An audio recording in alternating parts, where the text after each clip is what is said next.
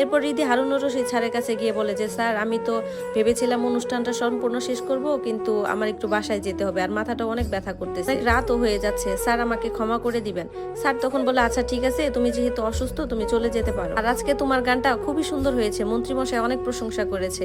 তখন রিদি বলে ধন্যবাদ স্যার, আর আজকের অনুষ্ঠানের বাকি কি কি কাজ করতে হবে সবকিছু আমি সিমিকে বুঝিয়ে দিয়েছি, এখন আসি স্যার। এই বলে রিদি চলে যেতে থাকে, তবে শেষবারের মতো মেহরাবের দিকে একটু তাকিয়ে থাকে। এই প্রথমবার মেহরাব রিদিকে দেখে, দুজনের চোখের মিলন হয় এই সুন্দর অনুষ্ঠানের মাধ্যমে। রিদি সাথে সাথে নিজের চোখ সরিয়ে ফেলে, এরপর গেট দিয়ে বের হয়ে যায়। মেহরাব রিদির চলে যাওয়ার দিকে তাকিয়ে থাকে আর মনে মনে ভাবে কি ব্যাপার, মেয়েটা এত তাড়াহুড়া করে বেরিয়ে যাচ্ছে কেন, এখনো তো অনুষ্ঠান শেষ হয় নাই। মেহরাব কি করবে কোনো কথা না বলে চুপ করে বসে থাকে, তবে মনের মধ্যে শুধু ওই মেয়েটার ছবি ভাসছে, কি মুগ্ধ করার মতো মেয়েটা। রিদি বাইরে বের হয়ে একটা রিকশায় উঠে পড়ে, চারিদিকে সন্ধ্যা হয়ে আসছে, ওর জীবনের সাথে সবকিছু যেন মিলে যাচ্ছে। ও মনে মনে বলতে লাগে মেহরাব চৌধুরী আপনি কেন করলেন আমার সাথে এরকম, কেন ছেড়ে চলে গেছেন আমাকে, যদি আপনার আমাকে পছন্দই না ছিল তাহলে আমার জন্য কেন কবুল বললেন, কেন এই মনের মধ্যে এক বিন্দু ভালোবাসার ঝড় তুলে আপনি হারিয়ে গেলেন, আর আজকে কত কাছে ছিলেন আপনি আমার, তবুও ইচ্ছে করে অপরিচিত সাজার নাটক করলেন। রীতির পুরো মন জুড়ে মেহরাব চৌধুরী রয়েছেন, বিয়ের 2 বছর পরেও সে মেহরাবকে ভুলতে পারেনি, কি করে ভুলে যাবে, যার জন্য লাল টুকটুকে শাড়ি পরেছিল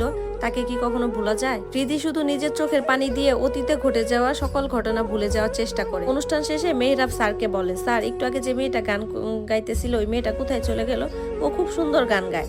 তখন স্যার বলে ও রীতির কথা বলছো, ওর মাথাটা খুব ব্যথা করছে তাই ও চলে গেছে। মেহরাব বলে ও আমি ভেবেছিলাম ওকে